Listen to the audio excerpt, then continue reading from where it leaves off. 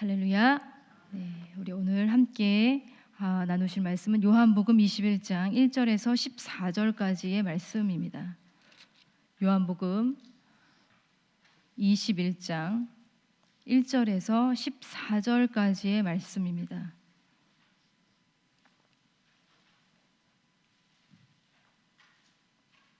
요한복음 21장 1절에서 14절까지의 말씀 함께 합독하시겠습니다. 그 후에 예수께서 디베랴 호수에서 또 제자들에게 자기를 나타내셨으니 나타내신 일은 이러하니라. 시몬 베드로와 디두모라 하는 도마와 갈릴리 가나 사람 나다나엘과 세베대의 아들들과 또 다른 제자 둘이 함께 있더니 시몬 베드로가 나는 물고기 잡으러 가노라 하니 그들이 우리도 함께 가겠다 하고 나가서 배에 올랐으나 그날 밤에 아무것도 잡지 못하였더니 날이 새어갈 때에 예수께서 바닷가에 서셨으나 제자들이 예수이신 줄 알지 못하는지라. 예수께서 이르시되 얘들아 너희에게 고기가 있느냐? 대답하되 없나이다. 이르시되 그물을 배 오른편에 던지라. 그리하면 잡으리라 하시니 이에 던졌더니 물고기가 많아 그물을 들 수 없더라. 예수께서 사랑하시는 그 제자가 베드로에게 이르되 주님이시라 하니 시몬 베드로가 벗고 있다가 주님이라 하는 말을 듣고 겉옷을 두른 후에 바다로 뛰어내리더라. 다른 제자들은 육지에서 거리가 불과 한 50칸쯤 되므로 작은 배를 타고 물고기 든 그물을 끌고 와서 육지에 올라보니 숯불이 있는데 그 위에 생선이 놓였고 떡도 있더라. 예수께서 이르시되 지금 잡은 생선을 좀 가져오라 하시니 시몬 베드로가 올라가서 그물을 육지에 끌어올리니 가득히 찬 큰 물고기가 153마리라. 이같이 많으나 그물이 찢어지지 아니하였더라. 예수께서 이르시되 와서 조반을 먹으라 하시니 제자들이 주님이신 줄 아는 고로 당신이 누구냐 감히 묻는 자가 없더라. 예수께서 가셔서 떡을 가져다가 그들에게 주시고 생선도 그와 같이 하시니라. 이것은 예수께서 죽은 자 가운데서 살아나신 후에 세 번째로 제자들에게 나타나신 것이라. 아멘. 네. 예전에는 이제 영화가 이제 끝나고 나면 모두 일어나서 이제 상영관 밖으로 나갔지만 요즘에는 영화가 끝나도 사람들이 좀처럼 일어나지 않고 앉아 있습니다. 영화가 끝난 후에도 계속 이어 나오는 아주 짧은 영상, 그 영상을 쿠키 영상이라고 하는데요. 그 쿠키 영상 때문에 그것을 보기 위해서 사람들이 계속 앉아 있습니다. 어떤 영화는 쿠키 영상이 1개 이상일 경우가 많이 있어요. 그 영상을 보면 이제 다음 시리즈를 예고하는 영상도 있고 또 이제 사람들이 놓칠 수 있는 아주 중요한 메시지를 또 알려주는 아주 재미있는 에피소드를 담고 있는 영상도 있습니다. 오늘 우리가 읽은 이 요한복음 21장의 내용이 바로 그런 것과 같습니다. 이제 영화가 끝났습니다. 다 마무리가 됐습니다. 그러나 끝난 게 아니었습니다. 21장 1절에 보시면 그 후에라고 되어 있어요. 그 후에.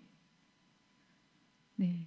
사실 요한복음의 이야기는 20장 마지막 9절, 이 31절을 보면 끝났다는 것을 확실하게 알 수가 있습니다. 우리 31절은 읽지 않았지만 같이 한번 읽어볼까요? 시작. 오직 이것을 기록함은 너희로 예수께서 하나님의 아들 그리스도이심을 믿게 하려 함이요 또 너희로 믿고 그 이름을 힘입어 생명을 얻게 하려 함이니라. 아멘. 자, 복음서를 기록한 목적은 완수했고 이야기는 마쳐졌습니다. 빈 무덤을 발견한 여성들과 이 제자들의 이야기, 그리고 이 부활 예수님을 만난 이 막달라 마리아의 이야기, 제자들에게 나타나서 평강을 선포하시고 성령을 받으라고 말씀하시는 부활 주님의 이야기, 또 의심 많은 도마에게 나타나 자신의 몸을 보여주신 우리 주님의 이야기, 이미 부활 예수님의 이야기는 충분히 전해진 것 같습니다. 그러나 끝날 때까지 끝난 것이 아닌 것처럼 이렇게 21장의 또 다른 이야기가 시작이 되고 있어요. 그 후에 무슨 일이 일어났을까요? 우리 1절의 말씀을 함께 읽어보겠습니다. 시작. 그 후에 예수께서 디베라 호수에서 또 제자들에게 자기를 나타내셨으니 나타나신 일은 이러하니라. 네, 아멘. 자, 부활 예수님이 디베라 호수에서 제자들을 만나신 이야기입니다. 자, 이 이야기는 14절에 보면 세 번째로 제자들을 만나신 이야기라고 소개되어 있습니다. 그런데 장소가 디베라 호수라고 되어 있어요. 디베라 호수, 바로 갈릴리입니다. 여러분, 그들은 갈릴리로 돌아와 있습니다. 아니, 더 정확하게 말하면 과거로 돌아와 있습니다. 부활하신 주님을 분명히 만났고 이제 그 주님과 함께 믿음의 땅을 향하여 앞을 향하여 나아가기보다는 이상하게도 제자들은 실패와 당혹감이 가득한 과거로 돌아와 있습니다. 생업으로 돌아와 있어요. 주님이 살아 계시는데도 주님이 없는 일상으로 돌아와 있습니다. 마치 우리가 주일에 예배를 드리고 나서 월요일만 되면 다시 옛날 모습으로 돌아가는 것처럼 그렇게 제자들도 돌아가 있습니다. 그들이 이렇게 디베라 호수 그 근처에 머물게 된 이유에는 베드로의 역할이 적지 않았습니다. 베드로가 이렇게 먼저 말했습니다. 나는 물고기 잡으러 가노라. 그의 말은 오히려 이렇게 들립니다. 나는 물고기나 잡으러 가겠습니다. 저는 물고기나 잡아먹고 사는 인생일 뿐입니다. 저는 그 무엇도 아니고 제자도 아니고 아무것도 아닙니다. 저는 그냥 물고기나 잡으러 가겠습니다. 여러분, 우리는 알고 있습니다. 베드로가 왜 이렇게 말하고 있는지 우리는 알고 있어요. 그는 굉장히 고통스럽고 비통하고 쓰라린 경험을 가지고 있었습니다. 십자가의 주님을 3번이나 부인한 사실은 그의 영혼에 너무나 치명적이었고 부활하신 주님을 마주할 자신이 없을 만큼 큰 자괴감에 자책감에 빠져 있었을 것입니다. 아직 그는 회복되지 못했고 상처투성이었습니다. 물고기 잡으러 가노라. 어쩌면 도망가는 것인지도 모릅니다.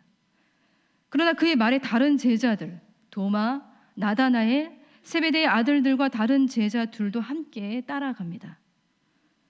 그들도 베드로와 같은 마음이었을까요? 조금은 다르지만 그들도 부활 주님을 마주할 만큼 떳떳하지는 못했을 것입니다.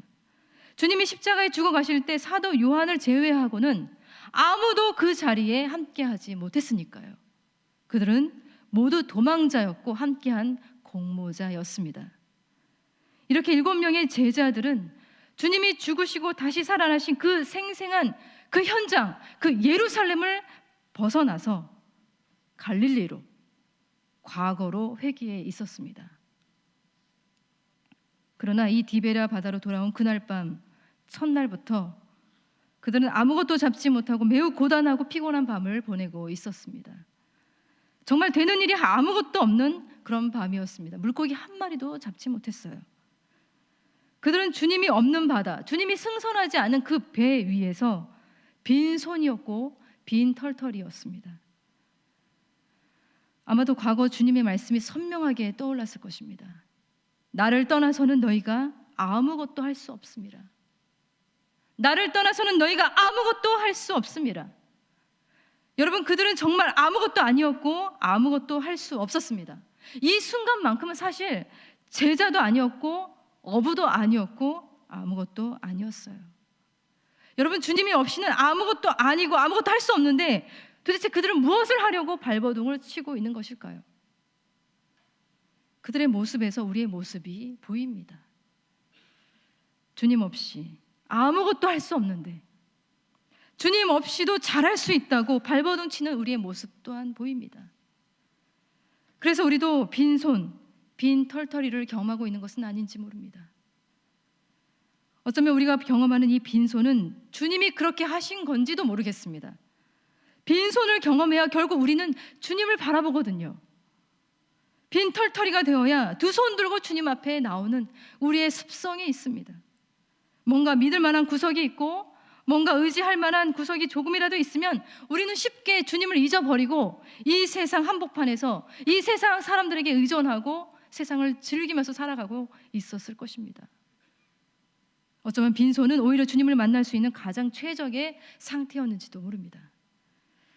아무리 노력해도 수고의 열매를 맺을 수 없는 그 바다 위에서 너무나도 무력했던 그들의 모습을 사실은 부활의 주님이 바라보고 있었습니다. 우리 4절의 말씀을 함께 읽어보겠습니다. 시작. 날이 새어갈 때에 예수께서 바닷가에 서셨으나 제자들이 예수이신 줄 알지 못하는지라. 네. 예수님이 계셨습니다. 그러나 그들은 여전히 주님을 알아보지 못합니다.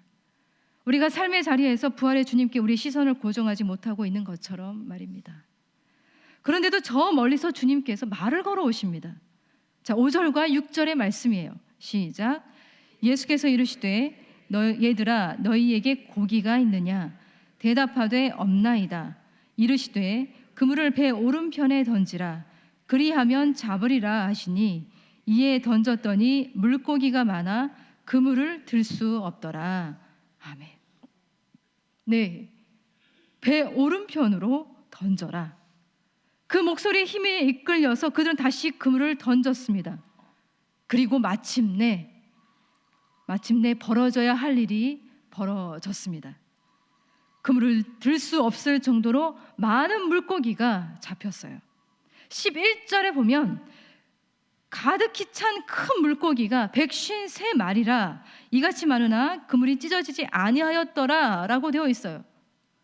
여러분, 작은 물고기가 아니라 아주 큰 물고기가 153마리. 그 당시에 이 153은 완전한 숫자를 의미했습니다. 그물이 찢어지지 않는 것이 기적처럼 보일 정도로 차고 넘치는 그 풍성함이 쏟아져 내려왔습니다. 여러분, 우리가 만약에 우리의 힘에 의존하지 않고 주님의 말씀에 의존하면서 우리의 인생의 그물을 던진다면 이와 같은 일들은 우리의 인생 가운데서도 벌어지게 될 것입니다. 여러분 믿습니까?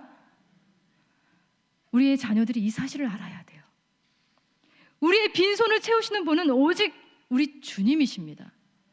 우리 인생의 그물을 채우실 수 있는 분은 우리 살아계신 하나님 뿐이십니다. 그물을 들 수 없을 정도로 흔들어 넘치도록 채우시는 우리 주님이세요. 그 주님의 말씀에 순종하고 따른다면 이와 같은 생생한 경험은 우리의 것이 될 것입니다. 주님이시라. 이 놀라운 광경을 보고 주님이신 걸 예수께서 사랑하시는 그 제자 요한이 알아채고 말합니다. 주님이시라. 그분은 분명히 주님이셨습니다. 그러나 말보다는 이 행동이 늘 앞섰던 이 베드로는 그 말을 듣자마자 겉옷을 두른 후에 곧바로 바다에 뛰어 들어가서 주님이 있는 땅을 향하여 헤엄쳐 갑니다. 아마도 베드로는 게네사렛 호숫가에서 주님을 처음 만났던 그때를 회상했을 것입니다. 밤이 맞도록 수고했지만 잡은 것이 하나도 없었던 그날, 깊은 데로 가서 그물을 내려 고기를 잡으라고 하신 주님의 음성이 있었고, 말씀을 의지하여 그물을 내렸을 때 그물이 찢어질 만큼 많은 물고기를 잡았던 그 첫날의 일들이 데자부처럼 떠올랐을 것입니다. 그때 베드로는 주님 앞에 무릎을 꿇고 이렇게 고백을 했습니다. 주여 나를 떠나소서. 나는 죄인이로소이다. 그때 주님은 베드로에게 이렇게 말씀하셨어요. 무서워하지 말라. 이제 후로는 내가 사람을 취하리라. 놀라운 말씀이 선포되었고 새로운 관계, 주님과의 새로운 관계가 시작되는 황홀한 순간을 베드로는 경험을 했습니다. 그렇게 배를 버리고 주님을 따르고 주님과 함께 했던 시간은 너무나도 행복하고 놀라운 추억으로 가득했었습니다. 그러나 가장 결정적인 순간, 가장 기억하고 싶지 않은 기억, 치명적인 실패를 저지른 이 베드로는 이제 부활의 주님 앞에서 이렇게 고백해야 하는 처지에 이르렀습니다. 부활의 주님, 나를 떠나소서. 나는 정말 죽어 마땅한 죄인입니다. 나는 배반자입니다. 나는 실패자입니다. 이제는 주님의 얼굴을 마주할 자신이 없는 죄인입니다. 나를 떠나소서. 그럼에도 불구하고 이 베드로는 주님이시라 이 말을 듣고 거침없이 바다로 뛰어들어 부활 주님을 향하여 헤엄쳐 가고 있습니다. 비록 실패했지만, 실망을 끼쳐드렸지만 여전히 주님을 사랑하는 그의 마음이 그의 행동을 통해서 보여지고 있는 거예요. 그렇게 주님이 계신 곳으로 베드로도 나아가고 있고, 나머지 제자들도 배를 타고 함께 나아가고 있습니다. 그러한 제자들을 우리 주님은 어떻게 맞이해 주셨을까요? 여러분, 우리도 참 비슷한 구석이 많이 있지 않습니까? 우리도 베드로 못지않게 부활의 주님을 믿는 일에 있어서 늘 실패하고, 늘 좌절하고, 늘 배반하고, 늘 부끄럽습니다. 늘 과거로 돌아가고 있습니다. 그럼에도 불구하고 염치불구하고 우리도 주님이 계신 그 땅을 향하여 나아갑니다. 기도하러 나아옵니다. 예배하러 나아옵니다. 오늘도 우리는 기도하기 위해서 이 자리에 함께하고 있습니다. 이러한 우리들을 주님은 어떻게 맞이해 주실까요? 우리 9절의 말씀을 함께 읽어보겠습니다. 시작. 육지에 올라보니 숯불이 있는데 그 위에 생선이 놓였고 떡도 있더라. 아멘. 놀라운 말씀이에요. 여러분, 제자들이 육지에 올라와서 확인했던 것은 다름 아닌 주님이 손수 차려주신 식탁이었어요. 숯불과 생선과 떡이 있었습니다. 주님은 밤새도록 고기를 잡느라 얼어붙었던 제자들의 몸을 위해서 이 숯불을 피워 놓으셨고, 허기진 그들의 배를 채우시기 위해서 이렇게 생선과 떡도 준비해 놓으셨습니다. 너무나도 따뜻하고 세심한 주님의 식탁이 베풀어지고 있는 거예요. 제일 맛있는 밥이 여러분 어떤 밥이에요? 네? 배고플 때 먹는 밥이고, 저는 남이 해주는 밥, 제일 맛있는 밥인데, 여러분, 주님이 베풀어 주시는 이 밥이 얼마나 따뜻하고 맛있었을까요? 주님은 이 자리에서 다른 말씀은 아무것도 하지 않으셨습니다. 지적하거나 잘잘못을 따지지 않으셨어요. 실패감과 패배감으로 가득한 제자들에게 그저 주님은 지금 잡은 생선을 좀 가져오라고 명하시고, 그의 제자들에게 와서 조반을 먹으라, 와서 먹어, 이것도 먹고 저것도 먹어, 이렇게 말씀하실 뿐입니다. 와서 먹으라. 주님의 만찬이 베풀어지고 있어요. 12절과 13절의 말씀을 함께 읽어보겠습니다. 시작. 예수께서 이르시되 와서 조반을 먹으라 하시니 제자들이 주님이신 줄을 아는 고로 당신이 누구냐 감히 묻는 자가 없더라. 예수께서 가셔서 떡을 가져다가 그들에게 주시고 생선도 그와 같이 하시니라. 아멘. 네. 십자가의 사건 이전에 사실 제자들은 늘 그렇게 주님과 한 식탁에 머물러 있었습니다. 주님과의 식탁은 늘 제자들에게 일상이었고 하나님의 이야기로 늘 풍성했었습니다. 그러나 그때의 식탁은 누군가가 베풀어준 식탁 위에 함께 동석했을 뿐이었을 것입니다. 그러나 이제는 주님이 직접 베풀어 주신 그 식탁에 함께하고 있는 거예요. 이 식탁의 주인은 바로 부활하신 주님이세요. 이 식탁에 말은 필요가 없어요. 더 놀라운 건 감히 묻는 자가 없더라. 그저 그들은 먹을 뿐이었습니다. 주님이 차려주신 그 음식 하나하나가 주님이 사용하시는 소통의 도구가 되어서 제자들을 품어주고 안아주고 위로해주고 힘이 되어주고 있는 것입니다. 마치 음식을 먹여주면서 괜찮아, 괜찮아, 괜찮다, 이거 먹고 힘내, 다시 일어나, 이렇게 말씀하시는 것 같아요. 세상의 그 어떤 언어보다 가장 따뜻하고 풍성한 언어로 주님의 음식이 그들에게 전해지고 있어요. 여러분, 이러한 음식이 우리 구산교회에도 베풀어질 수 있기를 소망합니다. 음식은 늘 그렇게 주님이 사용하시는 놀라운 치료의 도구였습니다. 바알과 아세라 신과 대결해서 싸워 이긴 후에 이세벨 왕비를 피해서 도망갔던 이 엘리야 선지자를 하나님이 다루신 이 방법을 우리는 알고 있어요. 그것은 음식이었어요. 주의 천사를 통하여 이 음식을 먹이신 이야기가 열왕기상 19장 5절과 6절의 말씀에 이렇게 되어 있어요. 천사가 그를 어루만지며 그에게 이르되 일어나서 먹으라 하는지라 본즉 머리맡에 숯불에 구운 떡과 한 병 물이 있더라. 어루만지고 먹으라. 세상의 그 어떤 언어보다 가장 따뜻하고 섬세하고 풍성한 언어로 위로하고 안아주는 힘이 바로 주님이 주시는 음식이라는 사실이에요. 여러분, 주님이 주시는 음식만이 우리를 살리고 우리를 다시 일어서게 합니다. 주님이 주시는 그 음식으로 이 제자들은 다시 일어날 수 있었을 것입니다. 과거로 돌아갔던 그들이었지만 이제 주님과 함께 앞으로 나아가는 그들을 우리 주님은 일으켜 세워주셨어요. 주님이 없는 인생의 바다가 아니라 주님과 함께하는 인생의 바다를 향하여 나아갈 수 있게 하십니다. 말씀 없이 헤매면서 표류하는 그런 인생이 아니라 말씀에 의지하여 삶의 그물을 내리는 그런 인생이 되게 하셨습니다. 빈손을 다시 성령의 능력으로, 능력의 손으로 가득 채우시는 그런 인생이 되게 하셨어요. 이제 우리는 나는 물고기 잡으러 가노라 그렇게 체념하면서 낙심하는 그런 실패자가 더 이상 아닙니다. 물론 주님을 따라가는 데 있어서 우리도 늘 실패하고 배반하지만 우리가 기억해야 될 사실이 있어요.